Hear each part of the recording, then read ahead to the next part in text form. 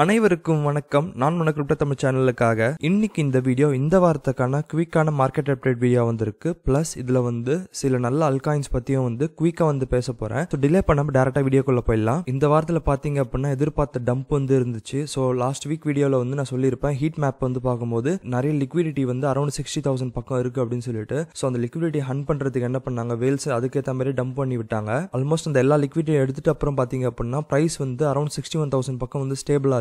ஆனா இதுல இன்னொரு விஷயம் கவனிக்க வேண்டியிருக்கு. என்ன அப்படின்னு பாத்தீங்கன்னா, பிட்காயின் டாமினன்ஸோ இதே டைம்ல பாத்தீங்கன்னா டம்ப் ஆச்சு. விச் மீன்ஸ் நிறைய பேர் இத்தேரியமோட ETF லான்ச்சுக்கு ரெடி ஆகிட்டு இருக்காங்க அப்படின்றது அர்த்தம். ஆனா நேத்து பாத்தீங்க அப்படின்னா SEC மறுபடியும் சில ஃபார்ம்ஸ் திருப்பி அமைச்சிருக்காங்க, கரெக்ஷன் பண்ணி தர சொல்லி இத்தேரியம் ETF-க்காக. ஸோ அவங்களால முடிஞ்ச அளவுக்கு டிலே பண்ணிட்டு இருக்காங்க இத்தேரியமோட ETF.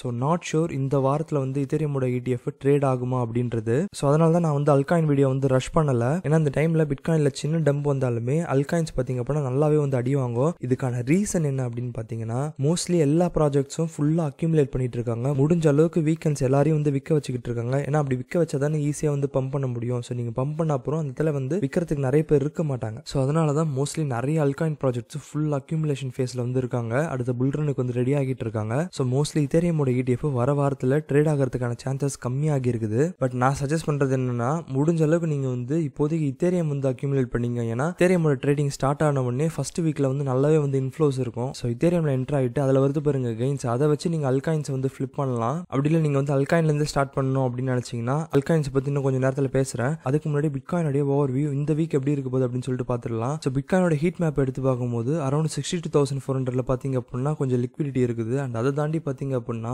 65,000 நல்லாவே லிக்விடிட்டி இருக்குது. அந்த அதையும் தாண்டி பார்த்தா 67,000 பக்கம் அடுத்த லிக்விடிட்டி லெவல் இருக்குது. அண்ட் டவுன் சைட் பார்த்தோம் அப்படின்னா பெருசா அந்த அளவுக்கு லிக்விடிட்டி இல்ல.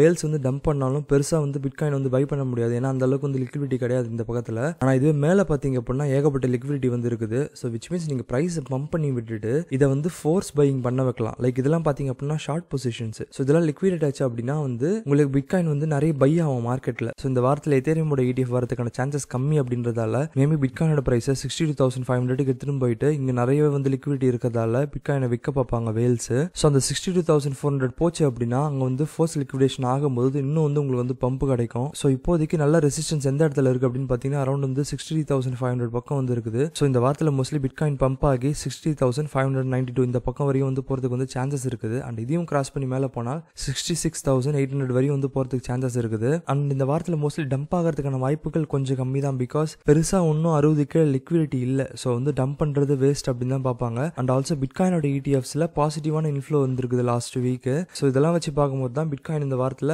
60,500 பக்கம் போறதுக்கான சான்சஸ் இருக்கு அப்படின்னு சொல்றேன். ஆல்ரைட் கைஸ், இந்த வீடியோக்கு ஒரு 9 ப்ராஜெக்ட் எடுத்து வச்சிருக்கேன். அண்ட் கைஸ் நல்லா ஞாபகம் வச்சுங்க, இனிமேல்ட்டு பண்ண போற வீடியோஸ் எல்லாம் பாத்தீங்கன்னா ஹை ரிஸ்க் அல்காயினோட வீடியோஸ்.